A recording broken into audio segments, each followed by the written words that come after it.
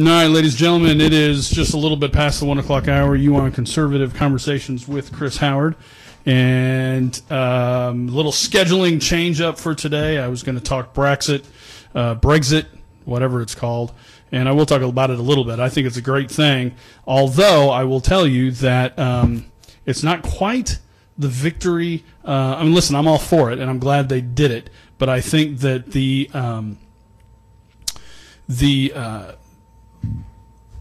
in England, listen, it was a close vote. They only won by 4%. Okay, so that's pretty tight. I mean, it's a win. It's a decisive win, but it's not a landslide. And talking to some people, and I was going to have one of them on, but I'm going to have to reschedule that for next week. But it's not the smashing victory because really the cluster of votes is in densely populated South England. And if you look at, let's say, Scotland, apparently it was 60% to stay in. But in South England proper, listen, that's where the money's being made. That's where the developments are. And so it's going to be exciting. We are going to have today a little bit of a change up, and apparently I got my dates wrong, so I'm an idiot. But we are going to have, as my guest, we are going to have, hold on, I'm trying to do two things at once here. We're going to have a great person. I'm just so excited about her candidacy. MoBevRandles is running for Missouri Lieutenant Governor, and I'm very excited to have her here. So it's going to be great. I'm really excited. So I'm hoping we get a good connection here because you want to hear this. You want to hear this. You want to hear this conversation. So it's going to be interesting. And I think it's going to be exciting. So I'm looking forward to it. Lots going on in the world. Just a couple snippets here. I saw in the news Kelly McGillis. So if you remember her from Top Gun and all the other stuff, she had a home invasion. Now she was home. She was not home, and she walked in on it, and they were stalkers and whatever. They didn't really do too much, but scared the heck out of her. And, so she made a very public statement about how she's going to get a concealed carry permit. And so, that's all it takes is that one moment when you realize, gosh, I wish I had a gun. I wish I had it because, now I'm in danger. And she was in danger. She was in real danger. And so these are the kind of things that people don't think about when they're, guns are bad. Guns aren't bad. People are bad or good, depending. But that's how it is. So why can't I do? Anyhow, I don't know. I just had to tell you all that. I hope you are having a good week. It's a little cooler today.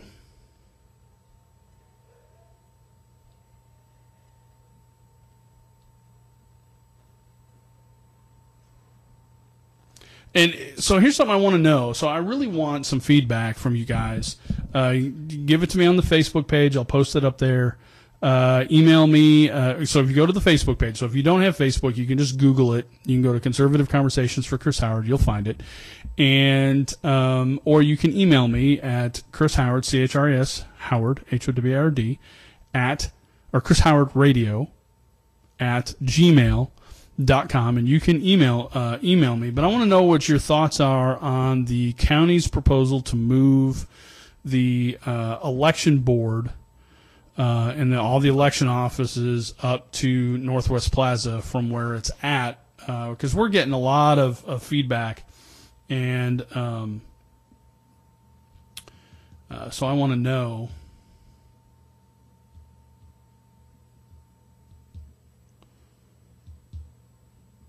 what you think about that, because we're getting a lot of feedback. So I want to know.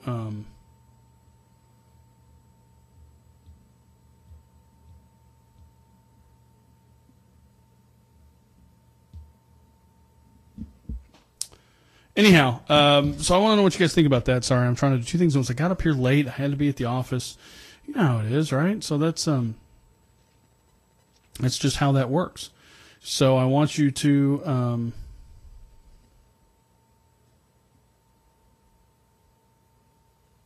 I want you to let me know. I want to know what you think about it because it's a big deal, and it's going to get a lot of attention. It's a lot of money that the county's going to be spending again, because the county likes to spend money, your taxpayer money. So yeah, so I think this EU thing is going to be good. For Britain especially, I think it's good for them. I think listen, the stock market's tanking right now because of it, and I think that will adjust. I think it's an adjustment that needs to be made there, and I think that it will kind of right itself and correct itself. So it'll be interesting to see how that works. But I think long term, I loved I don't even know who it was. I heard the clip in the car, and I didn't catch which British official said it. But he said, listen, today, meaning yesterday, will become Britain's Independence Day. And I think they realize, at least 54% of the electorate realizes that this has not been a good deal for them, and it has not produced the results that they had hoped for. And so we will see. It's going to be interesting to tell. I'm excited to see what this looks like, and I think that this is a good. I think this vote and the things around it are good for Republicans and our message. I think it is good for. I think it's good for Donald Trump. He can get off of crazy and talk about this kind of thing and what it really means economically. I think that'll be great. So we'll see how he responds. I'll be interested to hear what he has to say. So I told you that I had to shift gears today, and a couple other things going on. So here in any minute, one of my favorite people, as I said at the beginning, MoBevRandles. She is a candidate for lieutenant governor of the state of Missouri. She hails from Kansas City. And, of course, this is radio, so I have to tell you things that I wouldn't normally have to tell you if this was TV, but I have a face for radio, which is why I do this and not television. But Bev is African American. She there is a primary in that race, but she is has been the president for Missouri Club for Growth. She is a solid conservative. She has a great story to tell. And listen, this is the future. And I'm not saying this about just Bev, but listen, she is the future of our party. She is incredibly smart. She is a very solid conservative. She understands the Constitution. She's been an attorney, or is an attorney still technically. But she gets it, right? She's done small business. She works with small businesses as an attorney. And I'm telling you, when you hear what she has to say, I think you're going to be excited, not just about her message and her candidacy for lieutenant governor, but I think you're going to be. I think you will see that this message and this ideology, if you will, this political philosophy, is really the future of the Republican Party. I've said this before, and I'll say it again before she calls in. The Republican Party through Donald Trump is coming out of an 8-year kind of revolution of things that have gone on. Hold on just a second. You are on the air with Chris Howard. Hi, Chris. This is Bev Randles. Bev, I was just talking about you. Oh, good. Good things, I hope. Oh, it was all good stuff. I'm going to turn up the volume here a little bit. It's a little weak. Okay.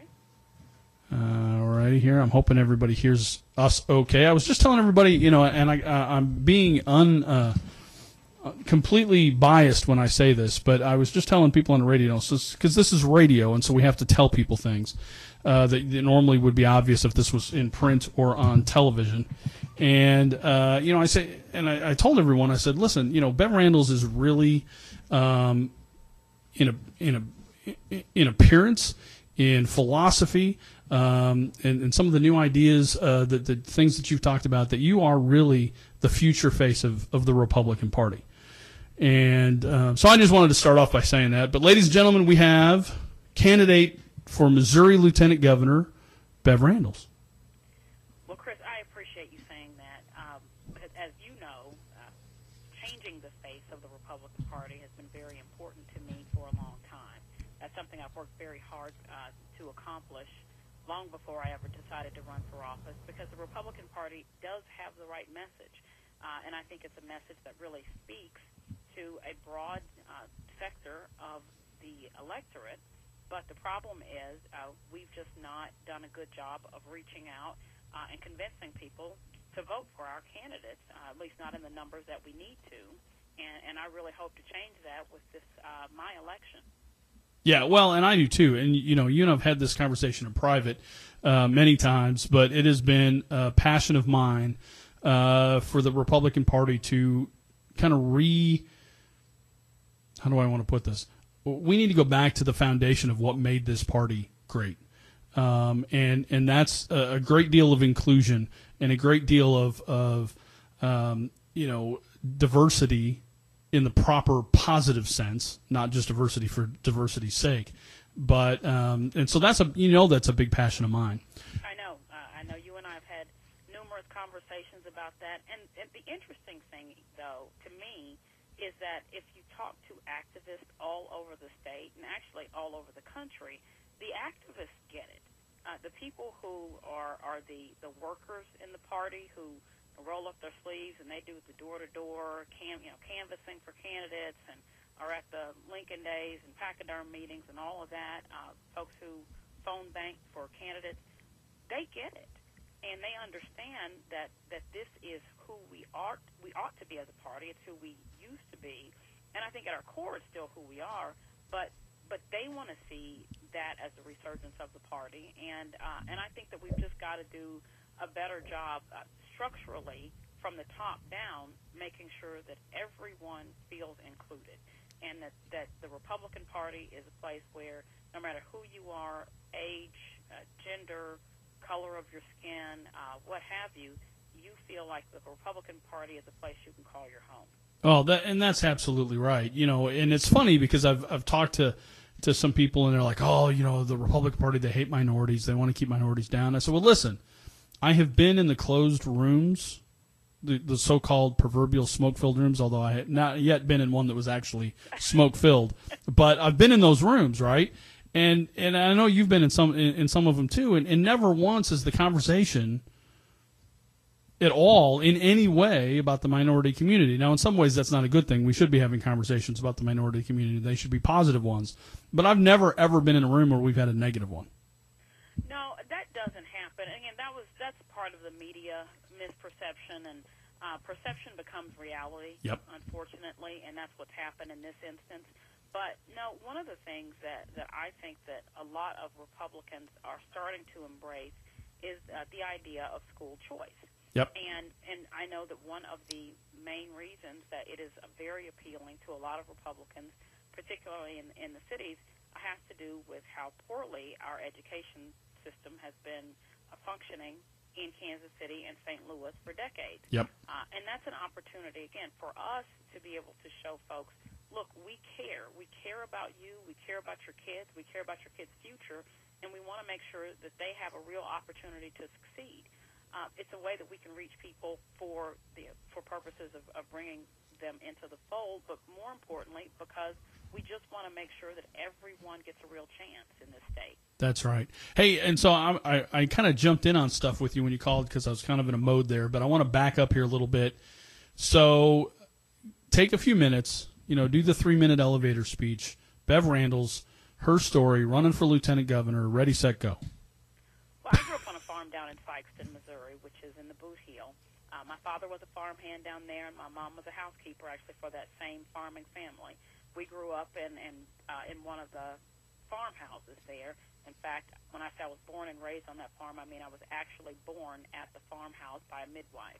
I'm 7 of 12 kids in my family, and my parents didn't have an education, but they certainly instilled in all of us the notion that we could do anything we wanted to do, and we were the masters of our own fate, not society or anyone else. And as a very young child, I decided I wanted to become a lawyer. I was watching Perry Mason one day, and that's what I want to be when I grow up. And that's what I went on to do. I went to the University of Missouri School of Law, graduated from there, practiced for many years at Kansas City's largest law firm. My husband and I now have our own firm with one of our former colleagues from that big firm. But for many years, I've had a very sophisticated legal practice dealing with product liability issues and constitutional issues and contracts and just a whole range of things, defending businesses. But my husband and I both love politics. He actually ran for governor in 2012. Lost to Dave Spence in the primary. Dave Spence is a good man. We tried to help him get elected. Weren't successful there. But I've just been involved in politics for nearly 10 years. And the way I got started, as I said earlier, it was by trying to broaden the party. And then I also got involved in a number of various organizations. One of them, the Missouri Club for Growth, which is the state's largest conservative economic political PAC. I served on the board there for many years, and then I took over as chairman and served as chairman for, I think, a little over 2.5 years. And in that capacity, I fought for things like cutting our taxes, fighting for right to work, fighting the Nixon administration when Jay Nixon was consistently playing political games with our tax dollars and withholding funds from our local areas. So I decided to run for lieutenant governor because I looked at what I was doing and had been doing for years and thought, I can do more.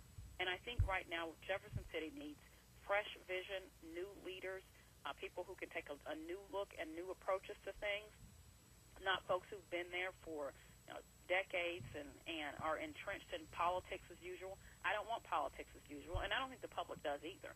I think we're seeing that all across the country. People want folks in office who will say what they mean what they say, and who will be unflinching in their views of things when they have the courage of their convictions. And that's what I want to do in office. That's exactly what I intend to do. Yeah, well, and of course you said so much there, so I'm going to touch back on a couple things. I laughed when you said you watched Perry Mason and you decided that's what you wanted to be. See, my problem was I watched Batman and I realized I can't really be Batman. I love that little thing, you see on Facebook. It says, be whatever you want to be, but if you can be Batman, be Batman. Oh, I'm telling you. But aside from that, listen, you said a lot of things there, and there's so much to kind of go back to, but the big thing is, the total, and listen, Peter Kinder's been a good lieutenant governor, so I'm not knocking him at all when I say this, but we've had, and clearly from the Democrats, we have had a clear not only these guys done a bad job, they've abdicated their responsibility in many cases and just done nothing. They've just collected the check and gone fishing. Right. And there's a lot of work to be done in this state. Well, there is. Missouri's economy ranks 47th in the nation, and it has for quite some time. So that means we are consistently losing jobs to every state on our border. Illinois has been the exception for quite some time, but Illinois has even showing signs of getting things together. Missouri has got to get things together. We lost a congressional district. That means we're losing population. That's right. Other states are growing. Texas is growing. They are adding people and jobs by the millions over the last decade and a half. And it's for a simple reason. They created an environment where businesses could succeed, and businesses came in and knew that they could succeed and that jobs could be created because the private sector creates jobs.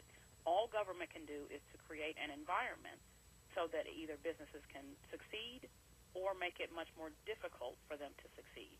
And in Missouri, we've been doing the latter for a long time. No, and that's true. We've really forfeited our population. We've forfeited businesses. I mean, look at all the, we just lost Hardee's, and all these businesses, all these headquarters that have left the region here in St. Louis, just St. Louis, not let alone the rest of the state. It's been just atrocious. So, and let's talk a little bit about, I went through a big spiel, and I'll give you the shortened version of it here about right to work. And, listen, I studied this a lot when I was working in Jeff City for Speaker Tim Jones, because, of course, that was kind of a big push then, and it's still continuously, we're just a signature away. We just need to win the governor's office.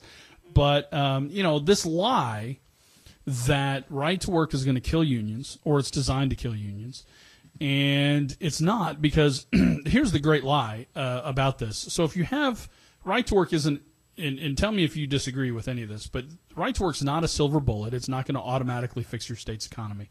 But it is the first thing, or in the top three things that especially a foreign company will look at if they're going to move to a state.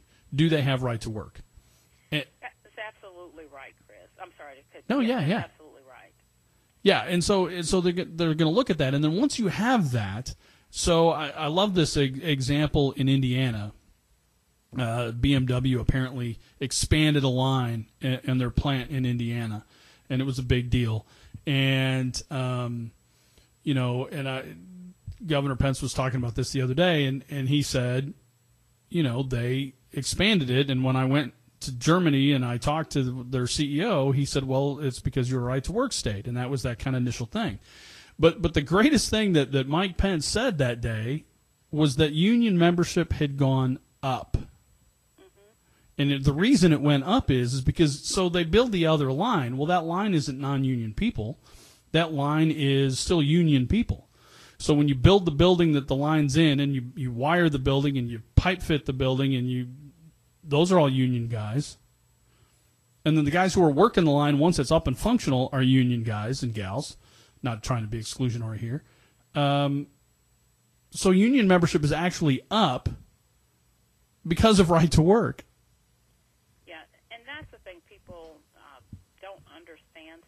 About it. There's so much misinformation. But yes, Indiana is a perfect example. Texas as well. Many states experience an increase in union jobs when they become a right-to-work state. So the fallacy of the argument is it's restricting people's freedom. But it's anything but that. As you said, a business will not come to your state simply because you're a right-to-work state. So there have to be other things. There are other things that they look at. But it is one of the top things that they consider. They're also looking at the tax environment, the regulatory environment, the litigation climate. But yes, right to work is right there with those other things that are being considered. And in Missouri, we have been shortchanging ourselves by not becoming a right-to-work state. I was just down in southeast Missouri. I just spent the last several days this week in southeast Missouri. And while I was down there, I was meeting with business owners and factory workers and ag folks. I was reading with a broad range of folks. But it's funny to me, I heard from at least 3 different people when I was down there about the need for right to work in Missouri, the need for us to become a right to work state. And these are workers. These weren't business owners, but these are just folks who are down in southeast Missouri, and that's where they and their families live and work. And they all said the same thing. We're tired of losing these jobs to Arkansas.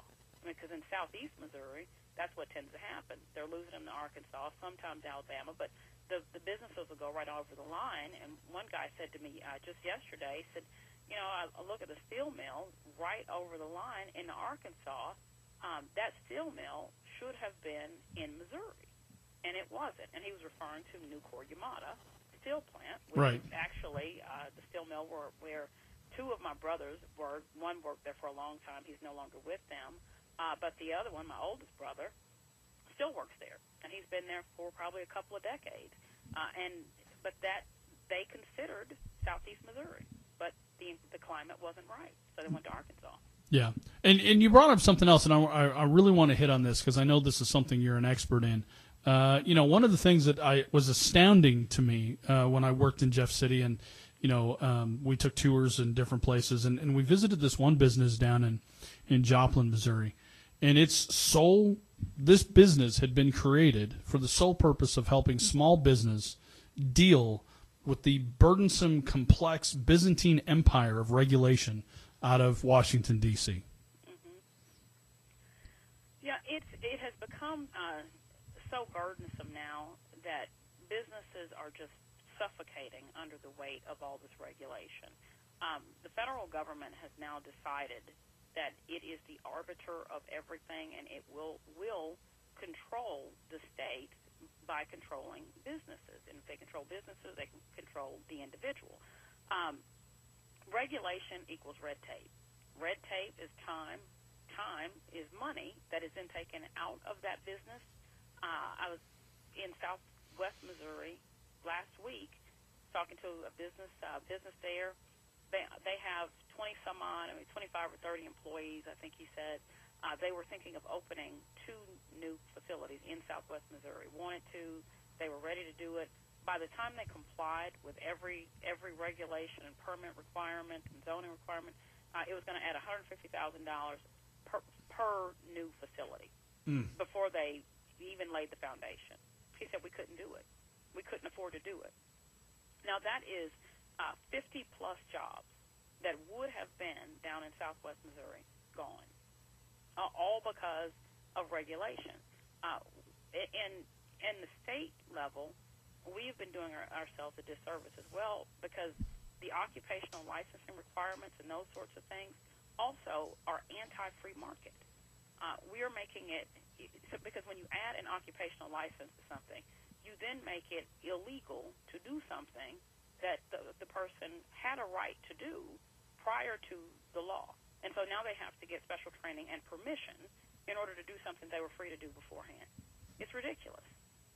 Yeah, it's so insane. It's I love what's that thing on Facebook? I'm sure you've seen it. The thing on Facebook says, if you can enter the country illegally, but you can go to jail for fishing without a license, something might be out of place. I have not seen that, although I very much like that.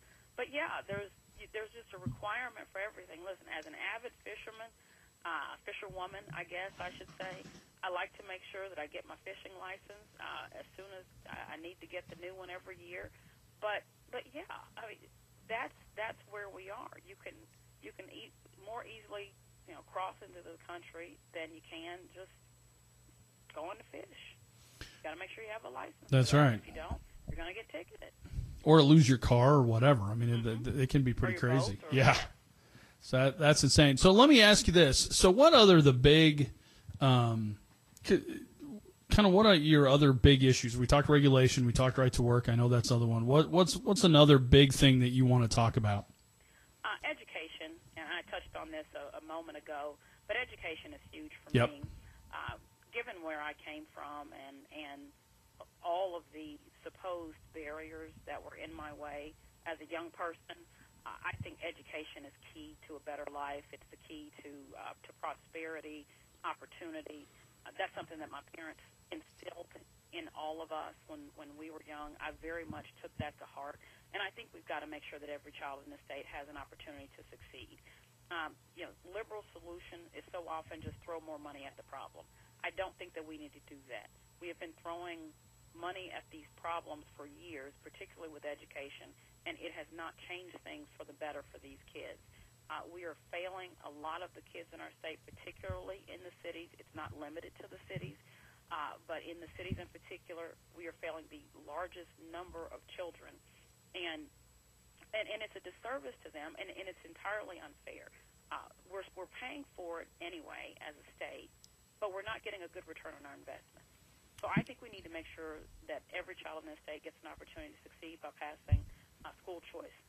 No, I agree. School choice in the state, then those kids in failing schools get a real chance to have a better life for themselves.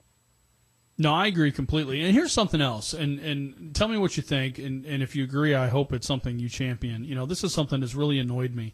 So if you remember, starting in 2014 through into 2015, we kind of dumped the Common Core standards and went into the Missouri standards.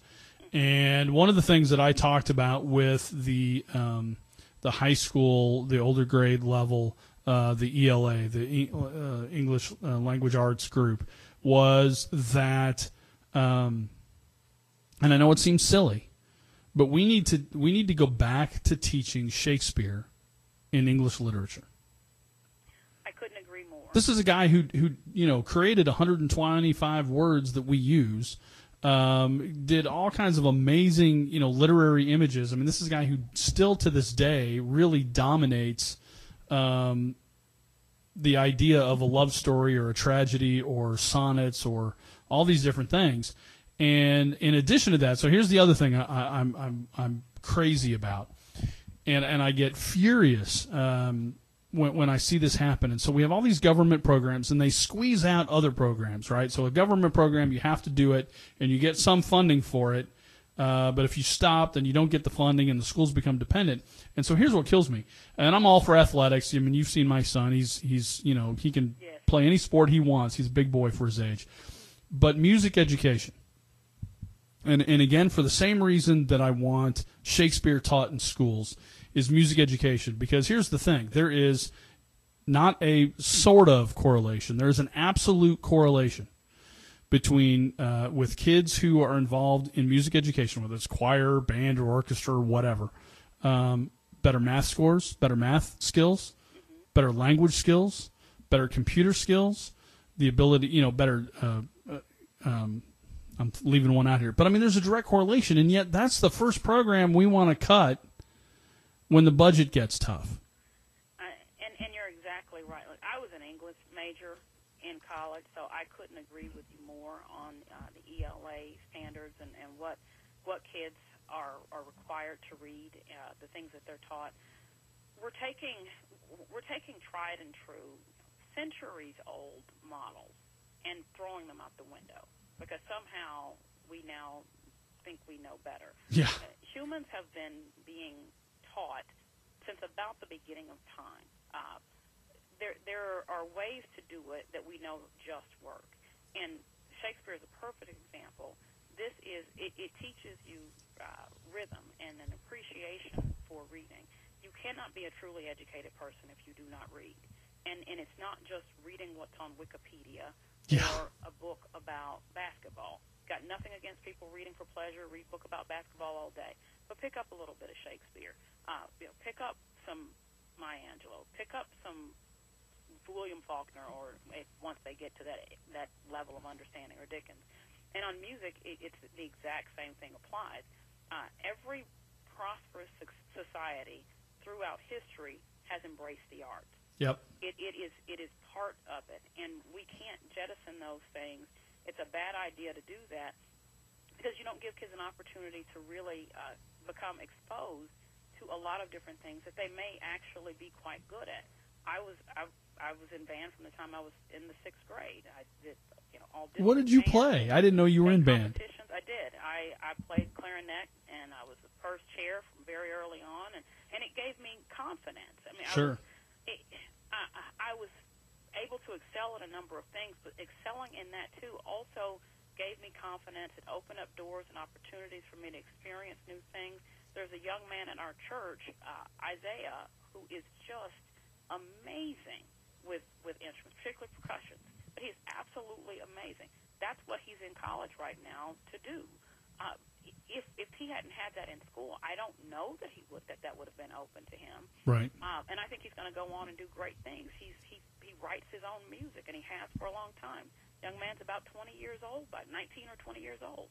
It's incredible. So we can't continue to cut these things out. I know this won't come as a surprise to you. So I was in band and all the rest of it. So I was a trombone player. Really? Low brass all the way. Well, I did not know. Anyhow, so here's one other thing about education, and I want to get your thoughts on, and I think it's important, because a lot of times these education debates devolve to teachers and teacher pay and bad teachers and good teachers, and it's been my experience that most teachers are pretty good teachers. And again, I'm an old school kind of guy, but I'm going to compare my high school experience to what I watched my daughter go through. Now, I went to a high school that was considerably larger and just as well funded and everything else as her high school. She went to Marquette in the Rockwood School District, which is one of the top schools in the state of Missouri. So they're not hurting for money. They got plenty. But when I went to high school that was in basically one of the top schools in the country, not just in the state of Illinois, but in the country when I went there. And we had one principal and one assistant principal. Now, I had about 1,500 more kids in my high school than my daughter had when she went to Marquette. Marquette has 4 principals, one for each grade. Each one of those people is making $250 or $225 a year. And so my point is, and listen, and I still remember my high school principal's name. He was Mr. Barker. So we met, and not because I was a bad kid. Not because I was a bad kid. But my point is, he got around. He talked to people. He was walking the halls and stuff. The bureaucracy, the weight of all this bureaucracy and these numerous principals and all these people making $150,000-$250,000 a year, it's crushing these schools. It absolutely is. And you hit it right on, Chris. That's the real issue. I agree with you. I think that there are a lot of very good teachers in the public schools, and they are doing the best that they can with the classes that they have, size classes, the kinds of kids, whether they're kids who are being disruptive in class or who are very studious ones. The teachers, by and large, I don't think that's where we need to start. I think we need to start looking at why the bureaucracy in education has ballooned over the last few decades, and it has a couple of decades, really. It has. And I went to a much smaller high school than yours, but we had a principal, Mr. Kreitz. Like you, I remember my principal's name. I remember the superintendent. Still know he and his family very well to this day. But you didn't need, and no one thought that it necessitated multiple principals and multiple assistant principals and paraprofessionals. But that's where we are now. So we're spending a lot of money on those sorts of things. And then when they say, well, we need more money, I disagree. I don't think we need more money in school. And I would rather, you talk about teacher and teacher pay, I would be much more amenable to the best teachers getting more pay rather than adding more and more principals and assistant principals. Amen. Preach it. I'm with you. I'm with you 100%. I would be fine with paying teachers more. I would be fine with taking better care of teachers. And you could hire 3 teachers on what one administrator makes.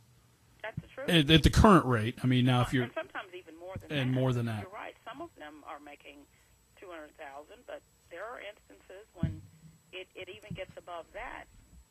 That doesn't make any sense to me. They are making a lot more money than many of them would be making if they were in the private sector, because that's a pretty good job. If you're making $250,000 a year, that's an extremely good job. Yep. In Missouri. I don't agree that we need that much bureaucracy. So we need to streamline that, and we need to make sure that the people we're electing to office have an interest in making sure that gets streamlined. Right. No, absolutely. So let's, and we can come back to any issue you want. I just wanted to ask you this. So talk to me a little bit about how the campaign's going. I saw a poll. You're up. It's close, but you're up. And any major endorsements? Tell me campaign-wise what's going on. I talk a lot of inside baseball campaign stuff here for people, so they're going to want to hear something. Well, the campaign is going very well. You are right. The most recent poll has me up by 3 percentage points, with still over 50% of people undecided. Not surprising. We've got about 5.5 weeks left before the primary, so we expect the more that our ads are out. My radio ad started a little over 2 weeks ago. TV started about 10 days ago. So the more those are out, I think the better we will look. Our numbers will continue to grow, and I fully expect that. I started a statewide tour May 31st. Of course, I've been going all over the state for a year and a half, campaigning very heavily, but May 31st we started our last 2-month push, and so I have been all over the state every single day. There has not been a day off since then. I don't know that there will be before the primary. I don't think there will. And the goal there is to just to reap the harvest from the seed that's been sown for the last year and a half. Sure. A lot of people we're having now come to the events because we're hosting a lot of meet and greets, fundraisers, but mostly meet and greets. So the people who've met me and been introduced to the campaign throughout the year, they can bring their friends, and so that's what's happening. They're bringing friends, co-workers, folks from the church, bringing those folks in to meet me, and then we get new voters and onto the fold, maybe folks who don't typically pay that much attention to politics, and so I like that. Sure. In terms of major endorsements, I've been endorsed by the Missouri Club for Growth, and I'm former chairman of the Club for Growth, so I was hoping that the organization would endorse me, and they have, which I'm greatly appreciative of that. And also, Missouri Right to Life, at least has contacted us and last weekend and said that they had their vote and decided to endorse me. So I have Missouri Right to Life's endorsement as well, and there may be some others that come. But right now, we're feeling great about things. And the thing that I think that I have too, that while not a formal endorsement, I feel like I have the endorsement of the people in the party and the activists. So many of the activists are working very hard for my campaign. We have the largest grassroots force of any of the down ticket races. The governor candidates, they have bigger teams. It's a more high-profile race. But of the down ticket races, we've got the most volunteers and the biggest grassroots force. We've got people phone banking all over the state. They're starting to go door-to-door for us. They're starting to get our signs up. That's huge to me. That and seeing the enthusiasm of young people and of seeing folks who look like me, who share my skin color also, coming in to the party, or at least coming in to support my campaign, and they're looking at, well, what about the other candidates for this or that office? Because that's what I wanted when I started getting involved in politics all those years ago. It was to grow the party. So to see that coming to fruition in my campaign, and I know a number of the governor candidates are also reaching out more broadly, I think it's tremendous. I'm very excited about it. No, that's good stuff. And I tell you, and I know you've been here in St. Louis County quite a bit. I know you've had some meet and greets and all that's real important. So when is the next time you're over here for a meet and greet or an event of any kind, so we can let people know if you have one scheduled yet?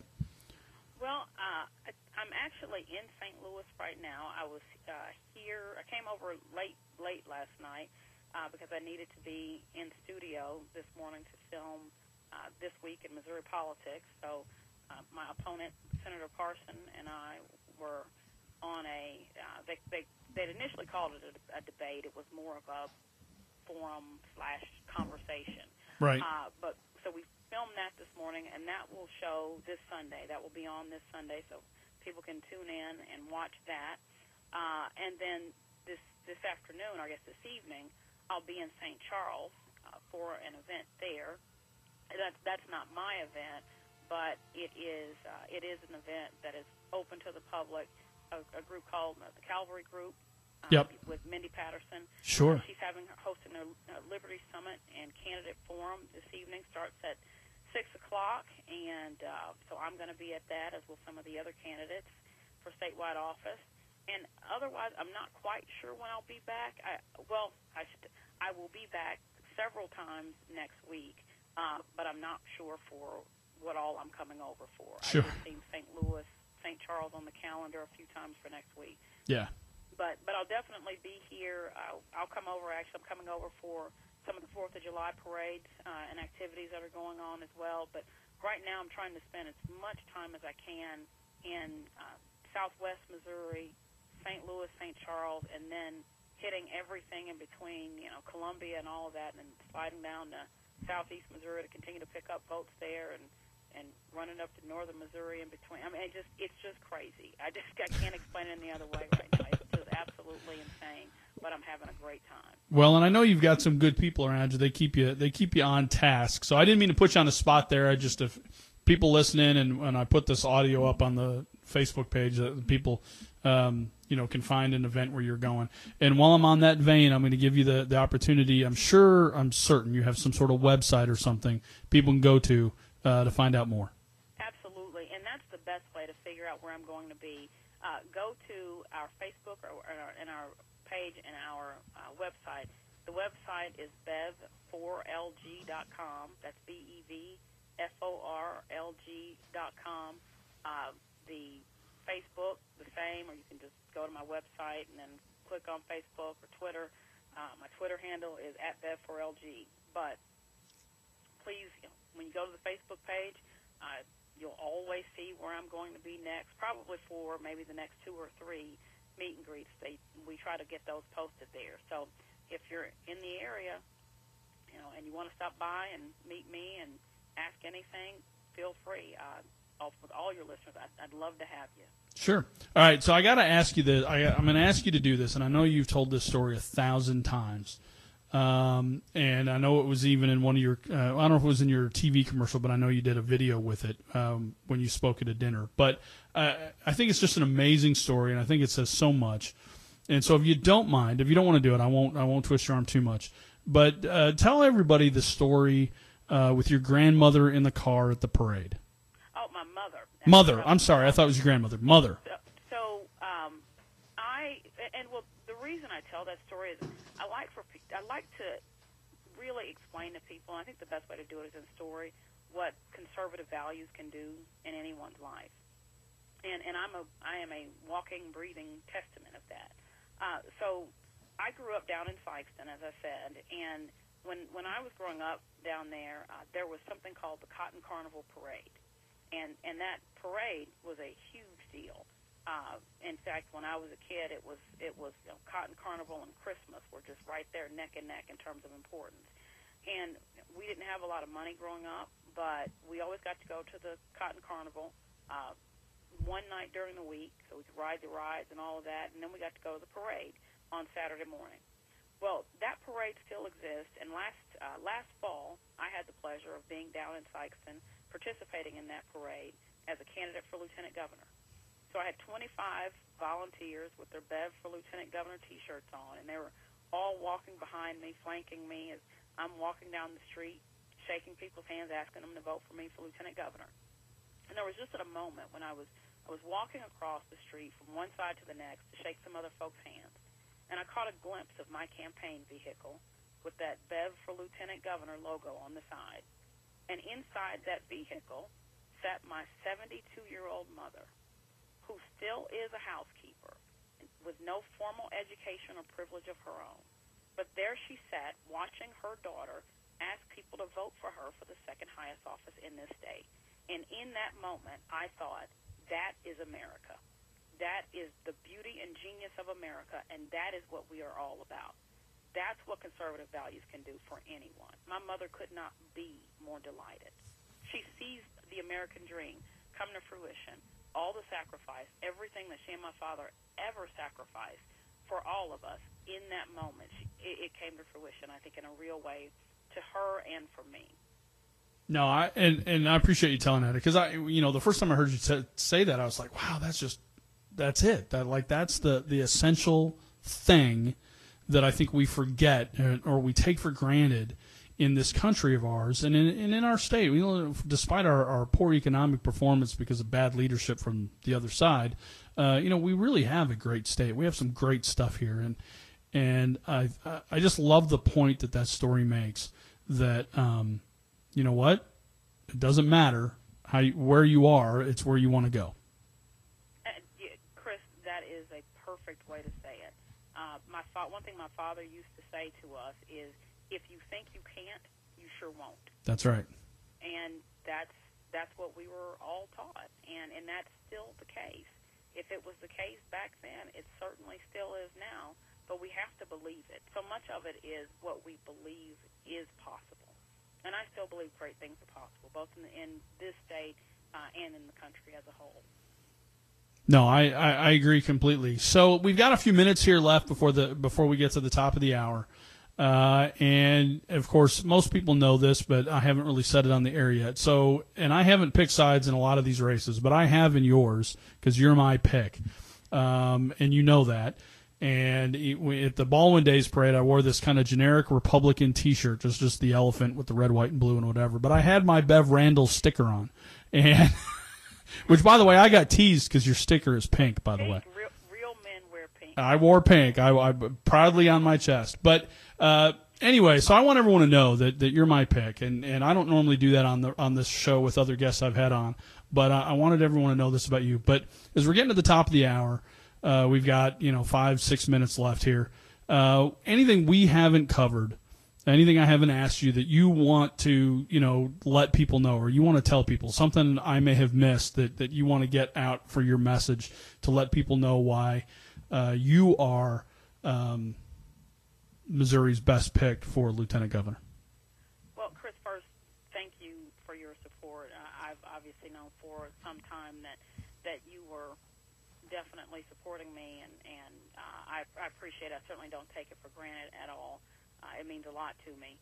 But, yes, this is a very important race, and it's very easy for people to look past the lieutenant governor's race because there's the presidential race that's sort of been sucking all the oxygen out of the room for so long, and then we've got the governor's race, which is very important. We've seen, particularly in the last few years, why the governor's office is so important in Missouri and why we must win that back as Republicans. But the lieutenant governor's office is very important, and there are a number of things that the lieutenant governor does, but one of the things that I think we have to remember that's not often talked about is the opportunity to message, to push conservative message and conservative principles in that office of lieutenant governor. I think that that's vital, and that's something that I intend to do. We often, as Republicans, get destroyed in these statewide elections because we don't have the right messengers, and that's what we've got to start changing. We need to have people who know how to articulate a conservative message, who can do it in a way that also brings people in, that's welcoming, that's respectful, compassionate, and it doesn't have to flinch. We don't have to shrink back, but to respect people enough to say, here's where I am on this issue, but this is how this will help you, and that is what I want to make sure that I am doing in this office. As between my opponent and me, I think there's no question that I'm the more conservative candidate, and I think that's what Missouri needs. We have differences, and if people are watching this week in Missouri Times on Sunday, they'll see that we have differences of opinion in terms of how the state should be run and what's important. He is much more at the big government vein. He sponsored legislation this last session to require licensing for roofers, an occupational license. Absolute nonsense. He routinely votes for tax credits for big companies.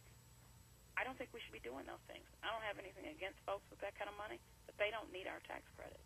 So those are the kinds of things that he's been doing, and one thing that he was very upset about, but it's true, he is one of the largest recipients of lobbyist gifts in the state.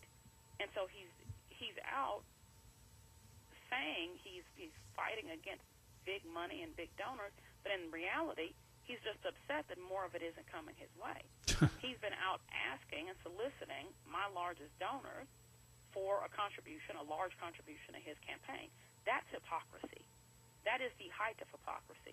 The fact that he doesn't recognize that, I think, is part of the problem with folks like him in Jefferson City.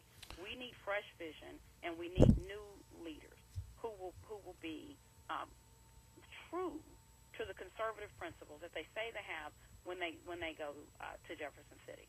I will do that. I have been fighting. I have been fighting the federal government and the IRS, Tea Party litigation.